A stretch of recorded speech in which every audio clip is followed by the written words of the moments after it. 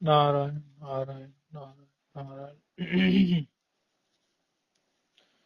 चलो बद्रीनाथ, चलो केदारनाथ, चार धाम चलो। इस तरह आजकल कपाट खुले हैं तो लोग जा रहे हैं तीर्थ स्थान के लिए, तीर्थाटन के लिए, चार धाम की यात्रा करने के लिए। एक बात यहाँ याद रखने जैसी है,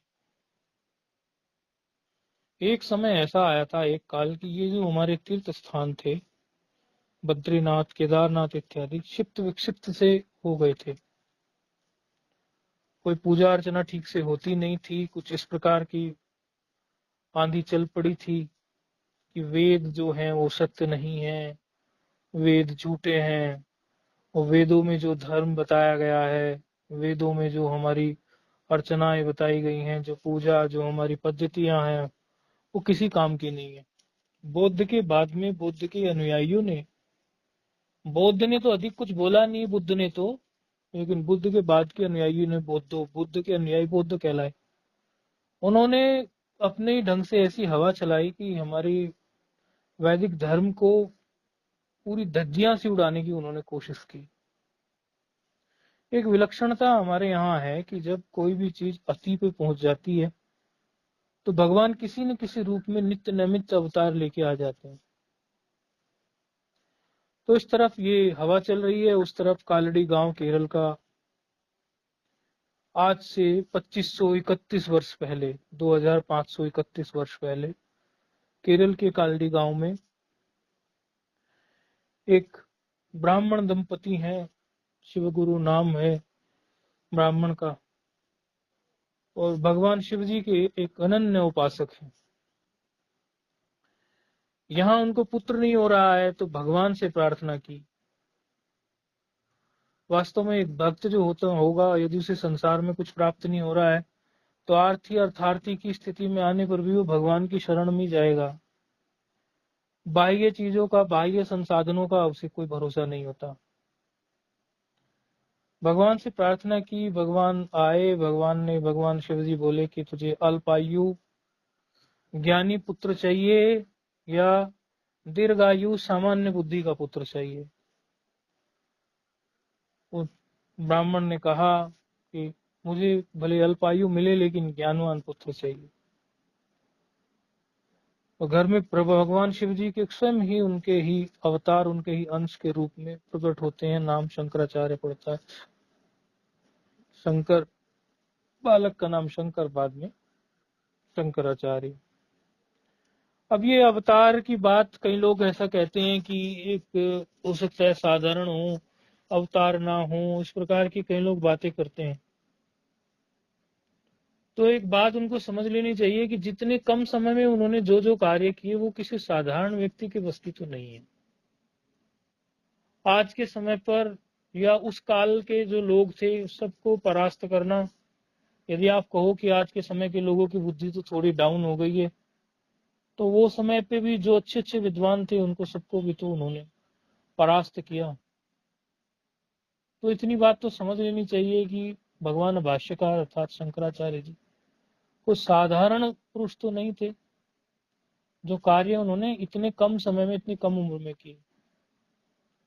5 वर्ष के हुए वो, तो 5 वर्ष की अवस्था में तो उन्होंने गृह त्याग का निर्णय ले लिया। उसकी भी कथा है कि माता, एक ही बेटा है, बड़ी मुश्किल से तो जन्म हुआ है और सन्यासी बनना चाहता है, तो उसके लिए उन्होंने भगवान से प्रार्थना की, संकल्प किया।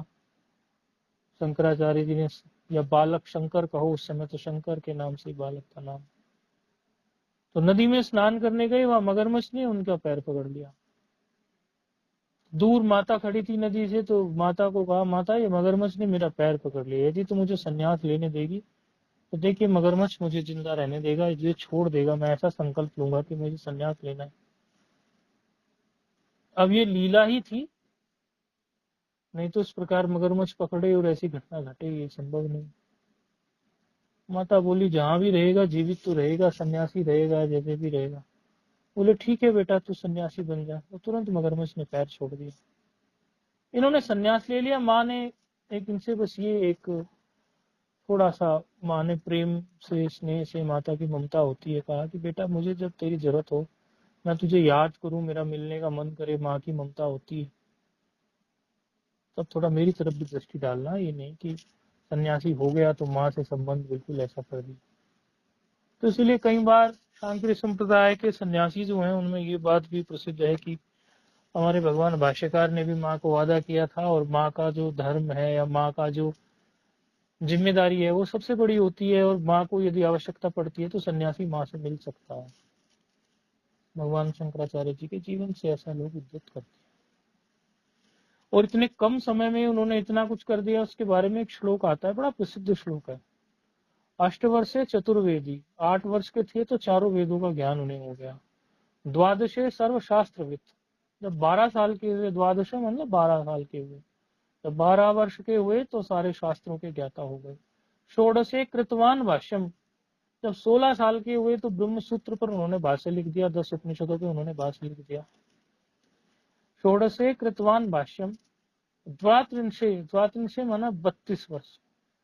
मुनिर अभ्यगात, मतलब वो चले गए, शरीर उन्होंने छोड़ दिया। 8 वर्ष की आयु में 4 वेद, 12 वर्ष की आयु में सारे शास्त्रों में निपुण, 16 वर्ष की आयु में शंकर भाष्य, और 32 वर्ष की आयु में शरीर छोड़ दिया। साधारण बालक के बस की ये नहीं है।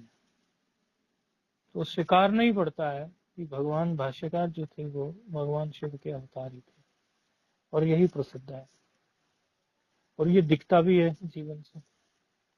ये सारे जो तीर्थ हम वहीं लौट के आते हैं, छिन्न भिन्न हो गए थे, पुनः स्थापना इनकी करी, पुनः वैदिक मंत्रों के द्वारा उनका स्थापन किया, पूजा पद्धति सिखाई, और 4 शिष्यों को अपने चारों दिशाओं में बैठाया कि अब कोई धर्म की हानि के लिए किसी भी दिशा में, दक्षिण हो, उत्तर हो, या तुम्हारा पूर्व हो या पश्चिम हो, किसी भी दिशा में आप 4 शिष्यों की जिम्मेदारी है, इन चारों क्षेत्रों को, चारों दिशाओं को संभालोगे। धर्म की हानि कहीं भी लगती है तो आप चाहे आगे और शिष्य बनाओ, ब्राह्मणों को प्रशिक्षित करो, आगे आने वाले साधुओं को प्रशिक्षित करो। एक परंपरा चलाई 10 नामी संन्यास की। तो 10 नाम संन्यास के निकाले, गिरी, पुरी, सरस्वती, वन, अरण्य, पर्वत, ये इस तरह सागर, इस तरह से 10 परंपराएं उन्होंने चलाई। ये 10 परंपराओं से ही आगे सन्यासी हुए। फिर इन सन्यासियों को 4 पीठों से संबंध करके अलग अलग जगह बैठाया कि आप जो है ये चारों पीठ में तो बैठे ही हैं, उसके साथ साथ अन्य भी देश में जो पर्वत में या वनों की रक्षा करने के लिए वन, जो पुरिया जो है, पुरी मतलब ये सप्तपुरी भी हैं, और भी अन्य पुरी जो हैं, उन पुरियों की रक्षा करने के लिए आप जो है शहरों में, पुरियों में निवास करोगे तो आप पुरी हो। गिरी पर्वत इत्यादि की रक्षा आप लोग करोगे तो आप वो, जहाँ धर्म की हानि हो रही है ऐसे क्षेत्र में। और आप शास्त्र के ही चिंतन में, और आप शास्त्र की विद्या का प्रचार प्रसार करोगे तो सरस्वती आपको टाइटल। इस प्रकार ये चीजें निर्धारित की ताकि धर्म की रक्षा हर तरफ से हो। आप बद्रीनाथ केदारनाथ जाते हैं, बद्रीनाथ केदारनाथ इतने प्रसिद्ध हैं, छिन्न भिन्न हो गए थे एकदम। भगवान भाष्यकार ने अर्थात आदि शंकराचार्य ने ही इनकी स्थापना की, आपके 2530 2528 वर्ष पहले लगभग जो है, 2524 वर्ष पहले इनकी स्थापना की। क्योंकि 2531 तो उनके जन्म को ही हो गए, और फिर 12 वर्ष 16 वर्ष के बाद उन्होंने सब स्थापना इत्यादि का काम किया। और सैद्धांतिक उन्होंने खाली ये नहीं किया कि ये चीजें खाली उन्होंने सिद्धांत स्थापित किया, मतलब कर्म भी करके दिखाया, जा जाके घूम घूम के।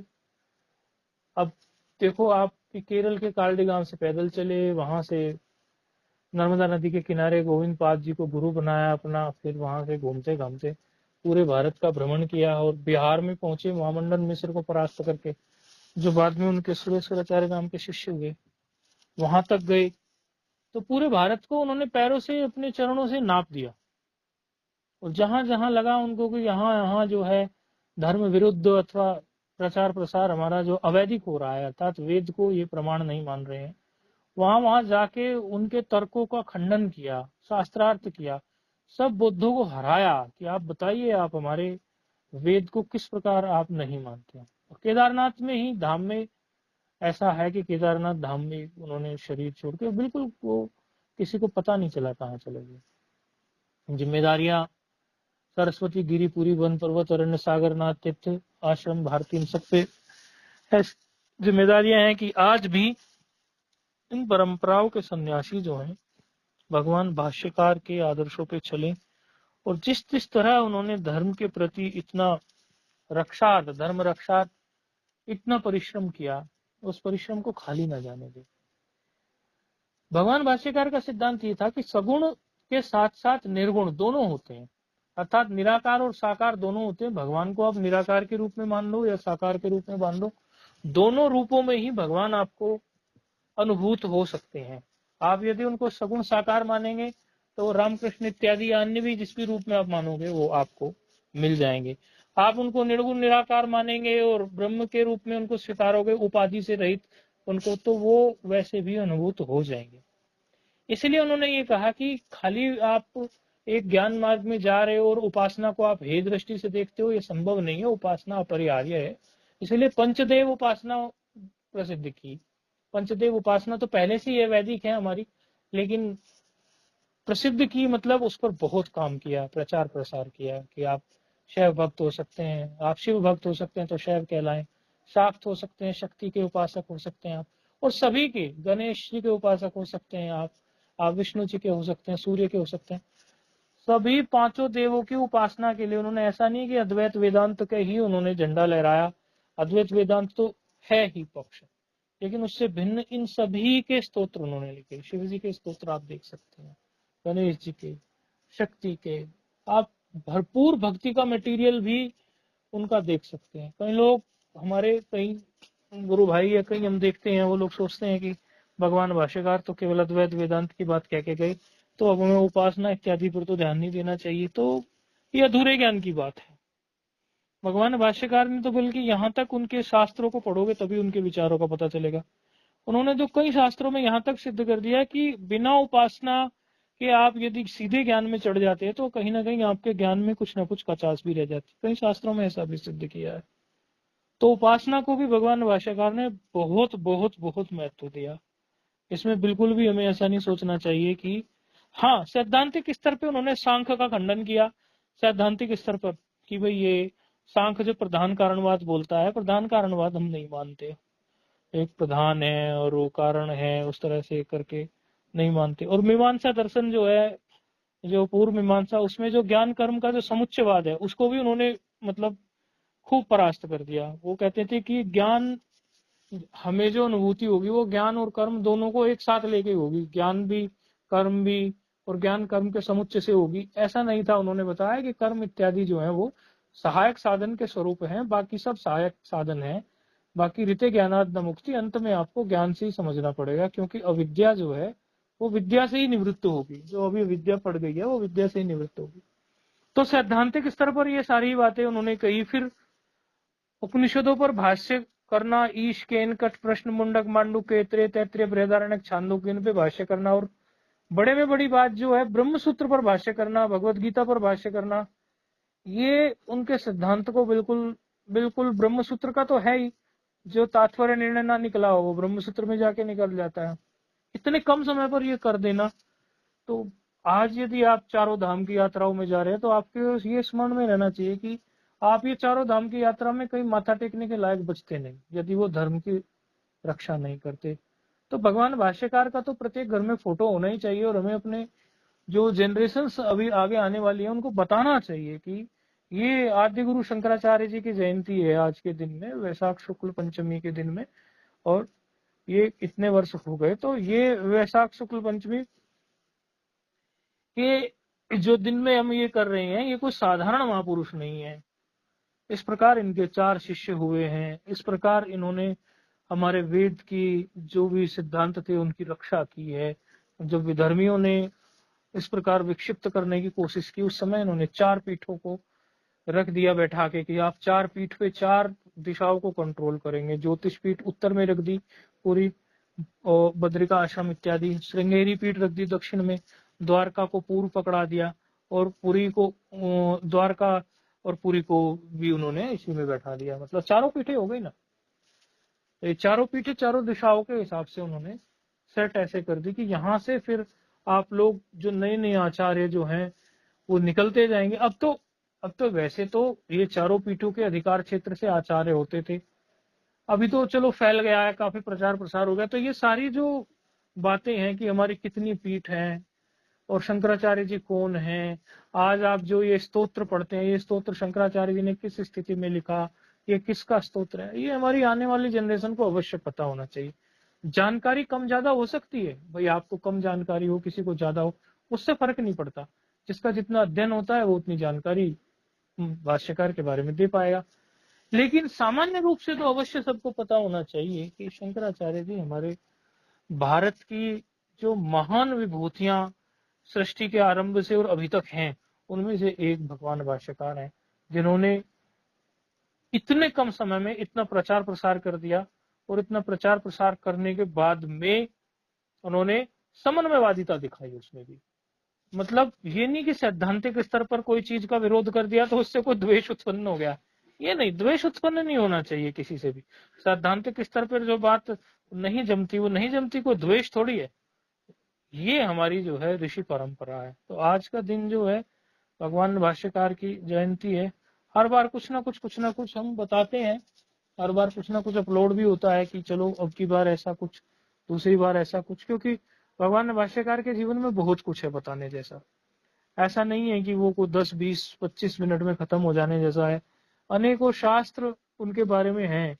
3 तो फेमस ही हैं, बाकी सब आचार्य कुछ ना कुछ लिखते हैं, वो प्रसिद्ध नहीं भी होती पुस्तकें, लेकिन फिर भी तो भगवान भाष्यकार को स्मृति में हमें रखना ही चाहिए।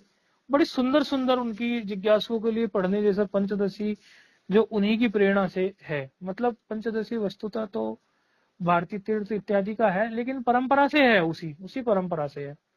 बाकी उपदेश सहस्री तो उन्हीं का है, बिल्कुल पढ़ने जैसा है। विवेक चूड़ामणि और ये जो आपकी अप्रोक्ष अनुभूति है, वो तो उनका वांग्मय समझो बिल्कुल वो स्वरूप ही है अप्रोक्ष अनुभूति। तो जिसने अप्रोक्ष अनुभूति नहीं देखा कभी आज तक, आज के पहले, तो गीता प्रेस गोरखपुर से छपता है, और जो तत्व ज्ञान जो समझो ब्रह्मात्मक बोध के लिए प्रयासरत है, तो वो अप्रोक्षानुभूति पढ़े बिना तो लगेगा कि उसको बात बनी नहीं। अप्रोक्षानुभूति एक बार जरूर देख ले। शास्त्रों का तो उनका आप देखेंगे तो चाहे भक्ति संबंधी हो चाहे ज्ञान संबंधी हो, एकदम इतना कलेक्शन उनका है कि यदि व्यक्ति उनको रेफर कर ले पूरे, तो रेफर कर भी नहीं पाता, तो उसको पता चलेगा। एक साधन पंचकम है बिल्कुल अंत में, सबसे बाद में साधन पंचकम उन्होंने लिखा, उसमें पूरे जीवन को किस प्रकार जिए वो सब है। भक्ति के बड़े अच्छे लिखे, यमुना अष्टकम लिख दिया, भक्ति में ही तो है वो सब, नर्मदा अष्टकम लिख दिया। ये सब भक्ति के शास्त्र उन्होंने लिखे। फिर इनमें ही शिव भक्ति के लिख दिए कई सारे उन्होंने, और गणेश स्तुति इत्यादि लिख दिए, शक्ति के लिख दिए।